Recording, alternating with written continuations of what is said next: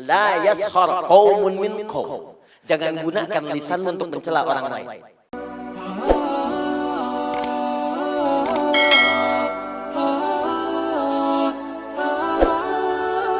Tuh, turun mata ke lisan, buka ayat lisan. Ya, Quran surah ke-49 misal, ya. Dari ayat yang ke-11, 11 sampai 12. Iman dulu. Kalau tadi dipisah langsung laki-laki, perempuan, detil. Sekarang disatukan untuk semuanya. Kalau Anda ingin menggabungkan keduanya, maka gunakan huruf alladzina. Alladzina disebutkan 1080 kali dalam Al-Quran. Ya, alladzina ismun mausulun yadullu ala al-'amiyatil jama'. Ya, isim mausul konjungsi huruf yang menunjuk pada objek keseluruhan tanpa kecuali. Nggak ada batas. Laki-laki, perempuan, besar, kecil, tua, muda. Makanya kalau sudah ada alladzina, sudah mencakup laki-laki dan perempuan. Ya ayyuhalladzina amanu. Hai orang-orang yang telah merasa punya iman. Semua laki-laki, perempuan, tua, muda, besar, kecil, kaya, cukup semua. Disebutkan 68 kali dalam Al-Quran kalimat ini.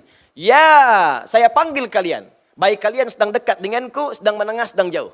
Harfun nida lil qarib mutawassit wal ba'id. Memanggil semua jarak.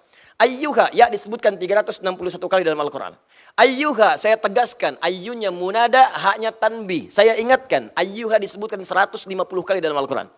Kata Allah, ya ayyuhalladzina amanu. Demikian cara menerjemahkannya. Hei orang-orang yang telah merasa punya iman. Saya enggak peduli. Kalian sedang dekat dari saya, menengah jaraknya ataupun sedang jauh dari saya. Sepanjang ada iman dalam dirimu, aku peringatkan. Ha tanbih, aku peringatkan. La yaskhar qaumun min qaum. Jangan gunakan lisanmu untuk mencela orang lain. Jangan saling mencela kata Allah. Pada yang tidak layak untuk dicela. Jangan mencela. Jangan sibuk seketika gitu.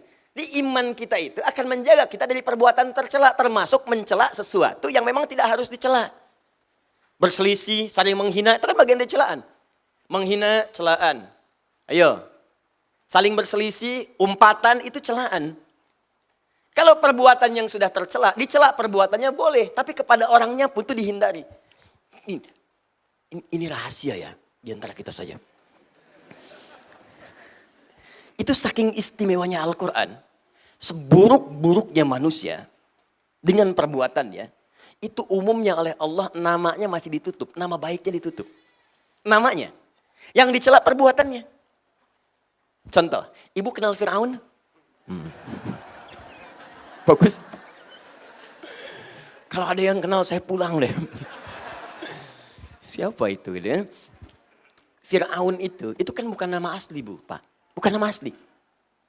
Abu Lahab bukan nama asli. Yang dicela oleh Allah perbuatannya. Coba celaan pertama, Al-Baqarah ayat 49, paling kiri sebelah atas. Wa idz najjaynakum min ali fir'auna yasumunakum su'al 'adzab yudzabbihuna abna'akum wa yastahyuna nisa'akum. Tuh.